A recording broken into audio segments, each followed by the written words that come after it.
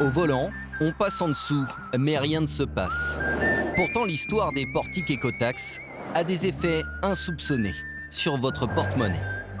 Ces immenses structures, stigmates d'un énorme gâchis, un vague souvenir pour les automobilistes. Vous vous en souvenez de l'écotax? Non. Vous vous souvenez ou pas, avec les portiques qui prenaient des photos et tout? Non.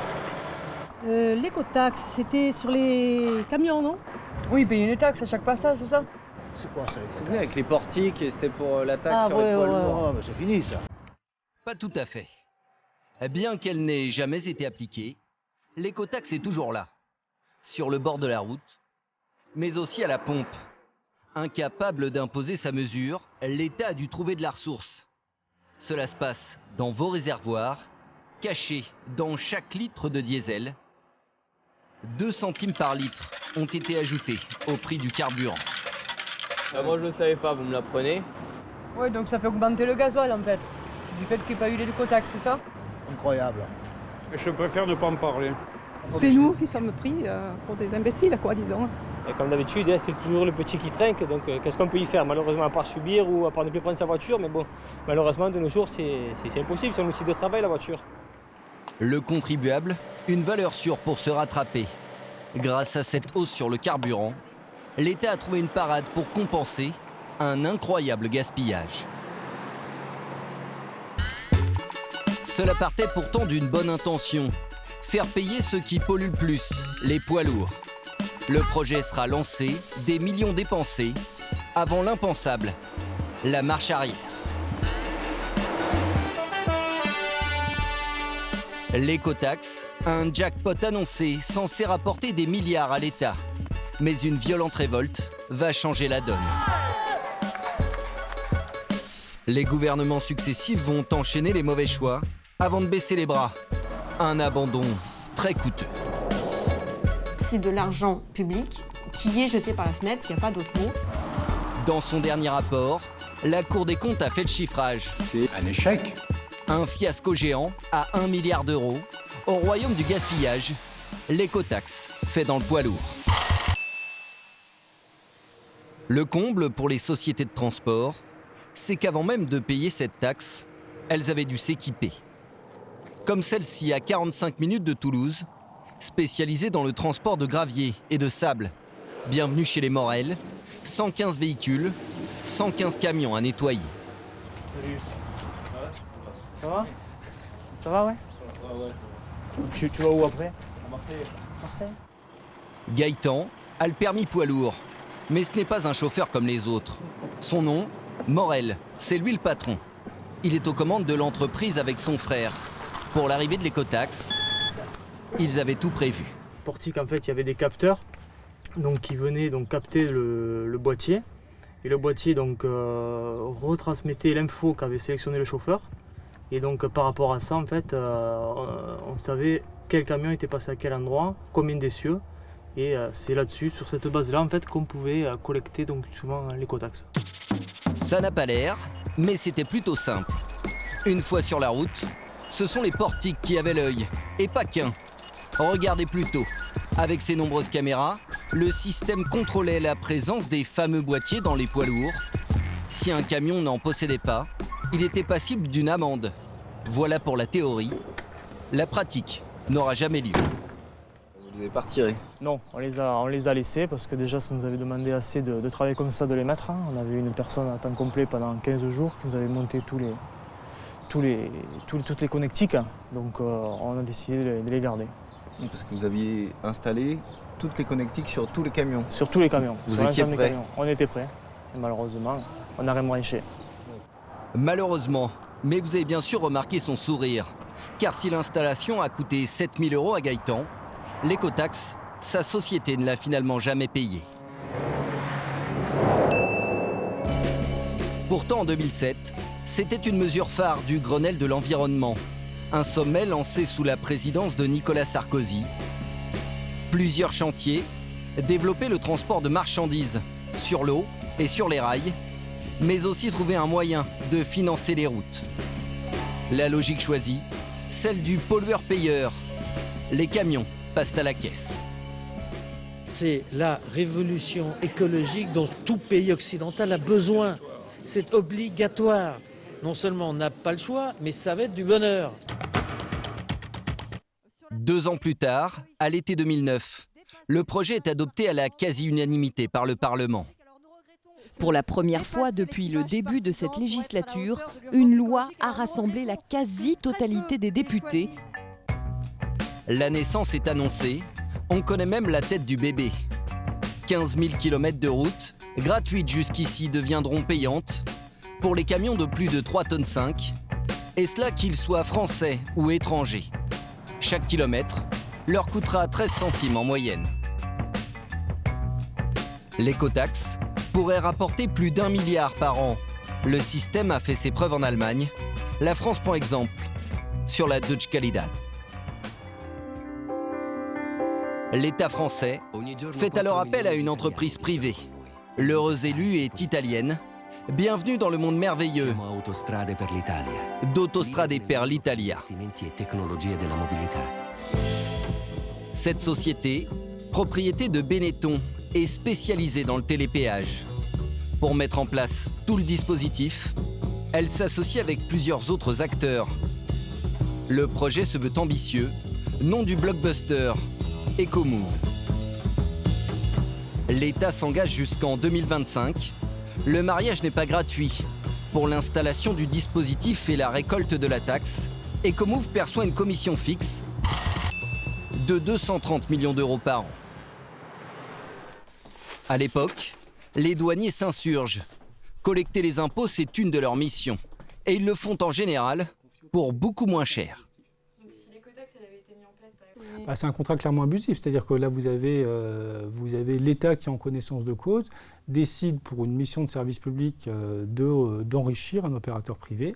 C'est-à-dire qu'en fait vous êtes sur un montant d'à peu près 23% entre ce que Ecomove gardait pour lui et le montant total recouvré, c'est-à-dire que c'est un chiffre démentiel.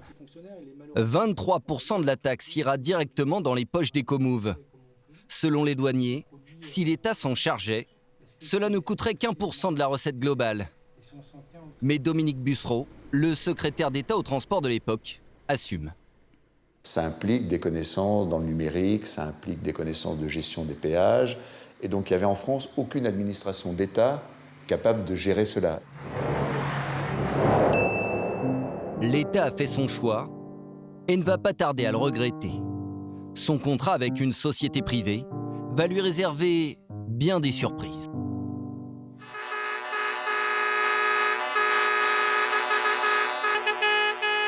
Concert de klaxon en 2013.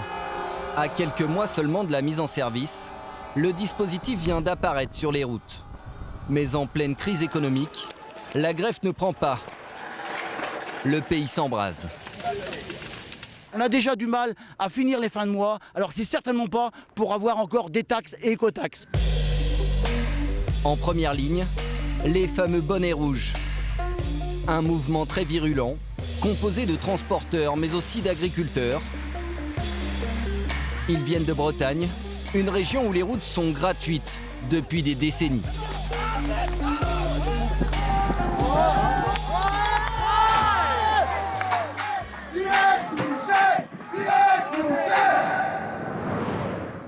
Sur les 173 portiques installés, une dizaine sera vandalisée. Près de Toulouse, les frères Morel, Gaëtan et Romaric ont manifesté. Le portique a été épargné. Il y en a qui ont l'Arc de Triomphe, nous on a le portique écotaxe. Chacun son œuvre d'art. Si la tension est redescendue, à l'époque le climat était beaucoup plus tendu.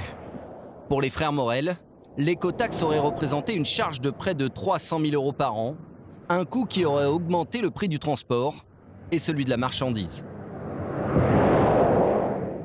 C'est toujours trop cher, mais c'est la répercussion qui nous causait problème. Puisque là, par exemple, il aurait vidé à Toulouse, il va charger à Albi. Qui paye le kilométrage à vide pour aller jusqu'à Albi, vous voyez ? À qui on le répercute ? Au client final ou au client suivant ?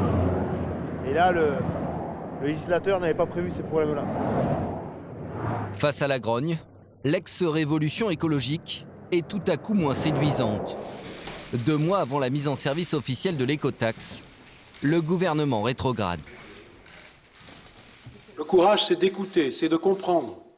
Le courage, c'est de rechercher la solution, de la chercher ensemble et d'éviter l'engrenage de la violence.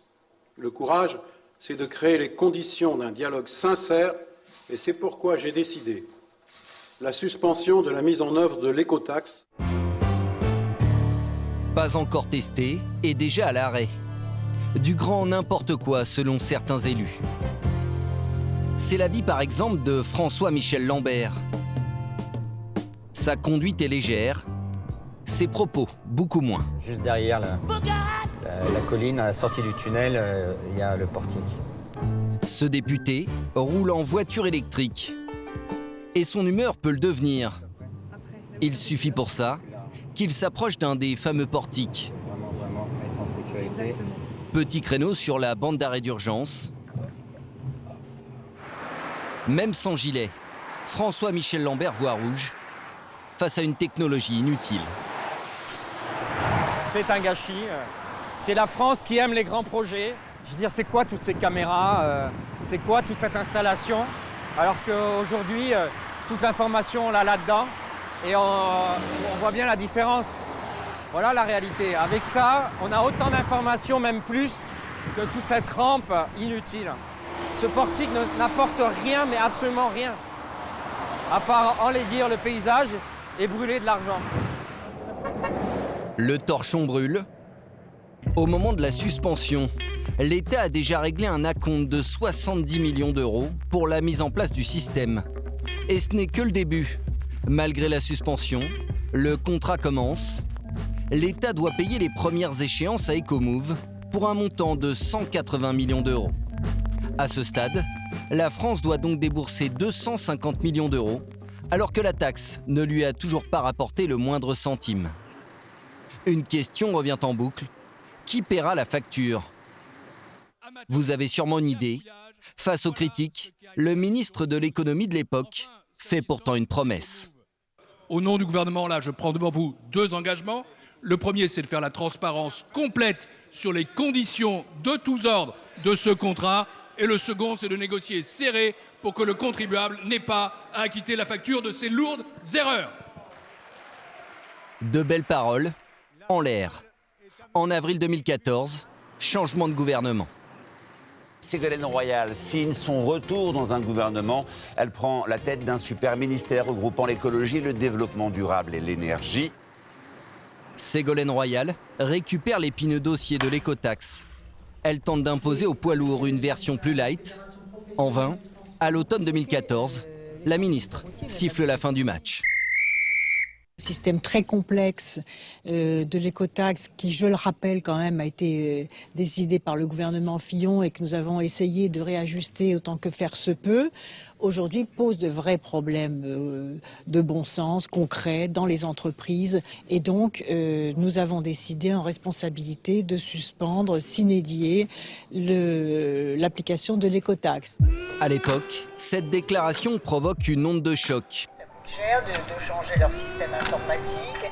Jusque dans les locaux d'Ecomove à Metz, les salariés comme Laurence apprennent la nouvelle en direct. En responsabilité de suspendre, sine die, l'application de l'écotaxe. Elle est aujourd'hui engagée dans un syndicat. La blessure est toujours là. Quand il y a cette annonce, les salariés d'Ecomove, vous étiez tous ensemble? Oui. C'était triste, hein. Il y a eu un grand silence. Il y a eu une période difficile, effectivement, ça a duré 6 mois, peut-être un peu plus. Effectivement, il a fallu faire le deuil du projet Ecomove et puis il a fallu reconstruire autre chose. Laurence était téléopératrice, embauchée pour informer les transporteurs sur la marche à suivre. Comme elle, ils étaient 200 salariés en CDI à travailler pour la structure, recrutés aux 4 coins de l'Europe. Il y a d'ailleurs des gens aussi qui ont acheté des maisons, qui se sont mis un emprunt immobilier sur le dos, puisqu'ils se sont dit ça y est, on est en CDI, avec une société qui a un contrat avec l'État pour 11 ou 12 ans, donc renouvelable, donc une situation pérenne. Donc ils se sont lancés dans des projets, ils se sont retrouvés bien embêtés après. On a fait espérer des gens, On les a plongés dans la précarité, pour certains. Et tout ça avec l'assentiment de l'État, alors que le projet de l'écotaxe avait été cautionné par l'ensemble de la classe politique au moment du Grenelle. Je veux dire, c'est ça qui est complètement fou. C'est d'un consensus, comment on arrive à ce gâchis final, quoi. C'est sur une ancienne base militaire désaffectée, la zone BA128, qu'Ecomove avait ses bureaux. Un site ultra protégé, entièrement rénové pour l'occasion. Budget des travaux, 3 millions d'euros. Et pour les salariés, des mois de formation pour rien. Laurence travaillait dans ce bâtiment. On a eu une période de formation qui était assez longue. À savoir, pour moi personnellement, ça a été de 4 mois. Ça a été pris en charge presque intégralement par Pôle emploi et la région Lorraine. Laurence a été licenciée, comme tous les salariés. Ils ont bénéficié d'un plan social. Un immense gâchis humain aux frais de l'État. Au total, 21 millions d'euros. Mais ce n'est encore qu'une goutte d'eau noyée dans l'indemnité de rupture. Car le contrat avec Ecomove stipulait qu'en cas de divorce, l'État devait, quoi qu'il arrive, payer la modique somme de 777 millions d'euros. Une pilule dure à avaler.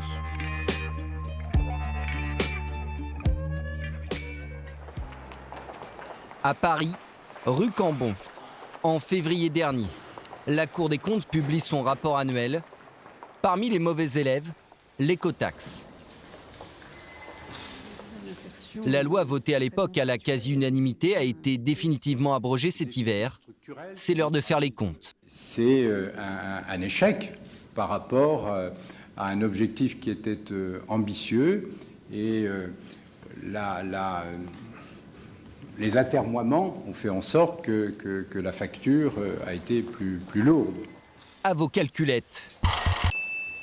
Car au rayon gaspillage, l'écotaxe fait dans le multiple. Souvenez-vous, 70 millions d'euros pour l'installation du dispositif. Ajoutez à cela la suspension, 181 millions d'euros. Le numéro complémentaire, 777, toujours en millions bien sûr. Rien que ça, pour la rupture du contrat. Résultat de l'opération, plus d'1 milliard gaspillé. Et c'est sans compter un élément essentiel. L'argent qui devait rentrer dans les caisses de l'État grâce à l'écotaxe n'arrivera jamais. Eva Sass, députée écologiste, était membre des commissions d'enquête en plein cœur de la crise. Elle a fait les comptes. Le manque à gagner est colossal.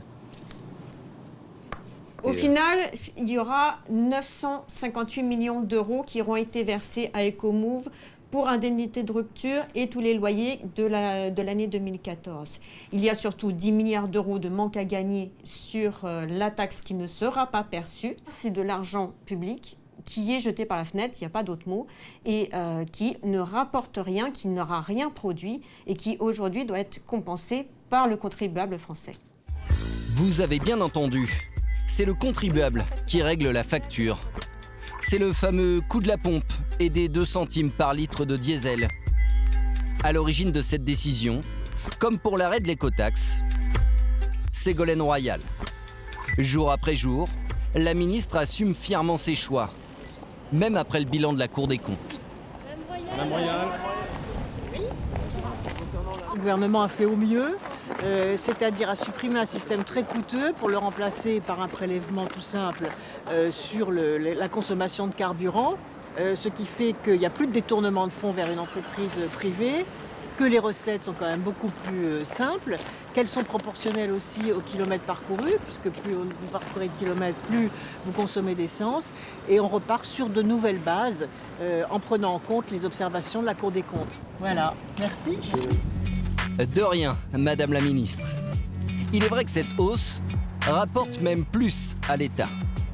1,1 milliard par an exactement, contre 988 millions pour l'écotaxe.